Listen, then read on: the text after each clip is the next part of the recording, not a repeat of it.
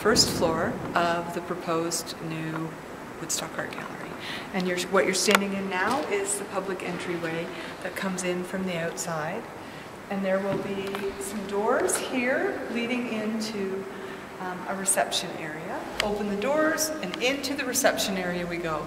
Down this hallway, and you can see again it's marked out with tape, there will be a man's and a woman's washroom.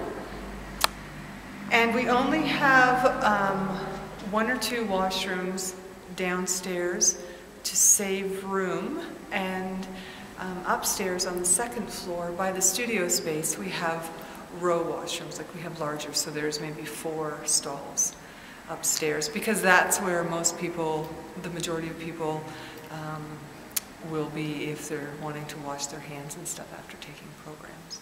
This is gift shop and art rental. So this is again going to be another source of revenue for the gallery, but also exposure for artists in the community. So art rental, and I mean, I know a number of people who do ceramics or pottery. There's a lot of fiber artists, so they will have an opportunity to stock the store with their creations and offer them some exposure that way as well. This is where we go into the gallery spaces, the exhibition spaces, and this is basically all going to be climate controlled. This is where beyond this point, we're now in the envelope, the box inside the box.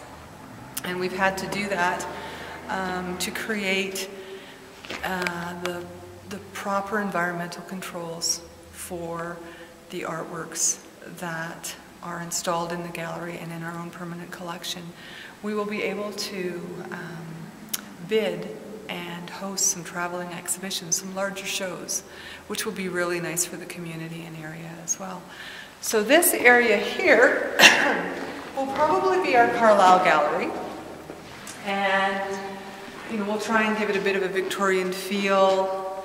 And behind this wall is our permanent collection storage, where we'll have wall racks that we can hang the paintings on and pull them out so they're not being slid off of shelves, on and off of shelves all the time.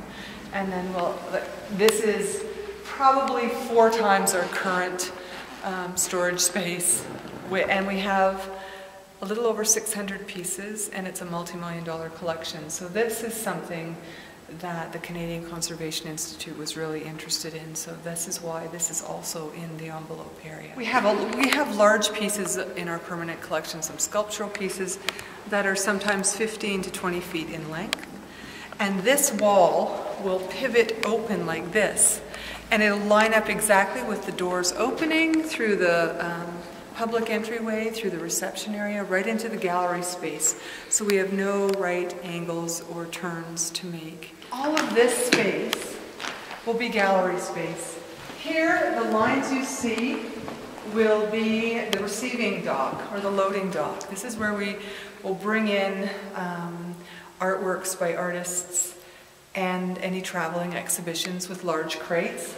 There will be a door here, and there will be 2 airlock doors here, so that we can close these doors, do condition reporting on the works, and then bring them safely into the gallery space. And the one thing that the architects have come up with that's quite exciting, some larger gallery spaces have them as well, are pivoting walls. So the walls will we'll be able to turn them and create different gallery spaces and different dimensions, different room dimensions, which will be nice. And just to give you an idea of the increase in size that the new facility will allow, our current gallery site at 447 Hunter Street has 1,575 square feet of exhibition space. This facility will have 3,592 or something. So that's quite a leap. So we'll be able to have more exhibitions, more artists. It'll be wonderful. This is the second floor of the building, and this will be where our studio space is, and our community gallery will be right over here. Again, taking advantage of some of the natural light. And over on this area, will be a public staircase, and right here will be the elevator, and the elevator is this like an oversized elevator, like the size that they would have in a hospital. And then all of the staff offices will be up here. This is the third floor. We're currently looking again at the south facing of the building, so you can get an appreciation for the wonderful natural light potential here and the view. I mean, look at, you can see Museum Square over there. In the evening, this is just spectacular. Originally, we had planned on having the third floor as part of the gallery space, but funding really truly, price with anything dictates what you can do. And so working with the architect, working with the city's engineering department, David Creary and Craig Wallace, and then the Canadian Conservation Institute, we came up with a plan that we could build a proper A status or double A status gallery on the first and second floor.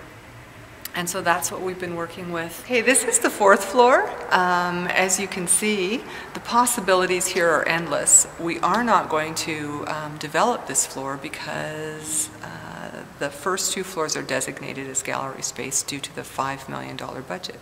The fact that there isn't many walls on this floor, or there isn't as many walls on this floor as there is the others, you can really get the full effect of the windows and the natural light coming in from both sides. As I said before, the possibilities are endless. Some people have said this could be studio spaces for artists to rent, it could be a restaurant, and a lot of people are really keen on that idea. And then as well, there are skylights on this floor.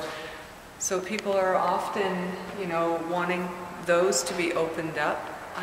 So I suppose once the gallery's done and people come in and the city maybe decides what they're going to do with the spaces, the potential for any sort of development is endless up here, and the third floor as well. But this is probably, when it comes to the view and the natural light right now, prior to demolition, the one that offers you